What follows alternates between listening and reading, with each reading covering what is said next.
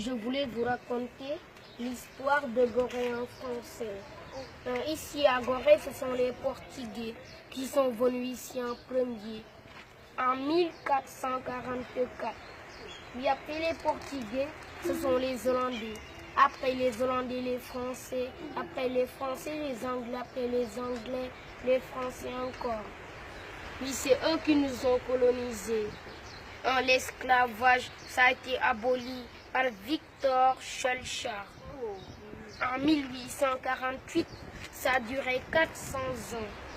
Puis le premier député noir du Sénégal à l'Assemblée nationale française, Maître Blaise Diagne. Il habitait ici. Il est né le 13 octobre 1872. Il est mort en France.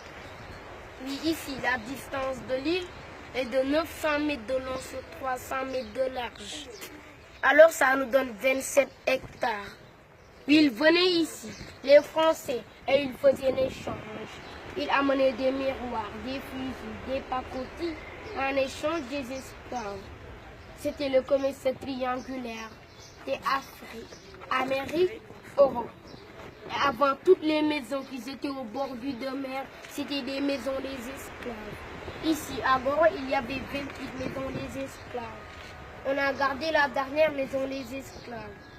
Puis en 1960, on a déclaré l'indépendance du Sénégal le 4 avril 1960. Et voyez qu'ici, à Gorée, on a des couleurs différentes. Rouge portugais, jaune hollandais et blanc français. Et voyez la statue près de la maison des esclaves. On ne la voit pas ici, mais c'est de l'autre côté.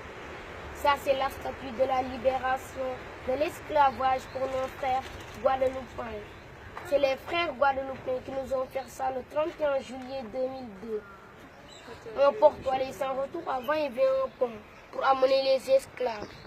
Ceux qui étaient malades ou blessés, on les balançait dans l'eau. Les requins venaient le manger. Parce qu'en cours de route, il n'y avait pas d'hôpital. Et ceux qui posaient 60 kilos, on les amenait les vendre en Amérique, en Haïti, au Cuba, etc.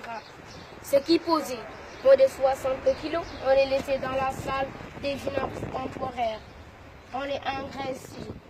Le haricot du niébé, mélanger ça avec l'huile de palme pour qu'ils posent 60 kilos. Et École Mariamba, excellent des meilleures jeunes filles. C'est là-bas qu'on sélectionne les meilleures jeunes filles du Sénégal. Seulement des filles, il n'y a pas de garçons. Et Mariamba, c'est elle qui a écrit une fille l'anglais dans un livre. Et merci les amis, c'est tout ce que je savais. Bravo. Ce qu'il est en train de faire, c'est devenu une habitude chez lui. Mais le malheur est qu'il n'apprend pas à l'école. Le seul problème, c'est ça. Étant natif de l'île de Gorée, il a une chance d'apprendre beaucoup de choses sur l'île de Gorée et de devenir un guide et même d'en partager avec d'autres gens. Mais si on ne fait pas des études après, c'est raté. Parce qu'il n'atteindra pas un niveau pour aller à l'université et approfondir ses recherches.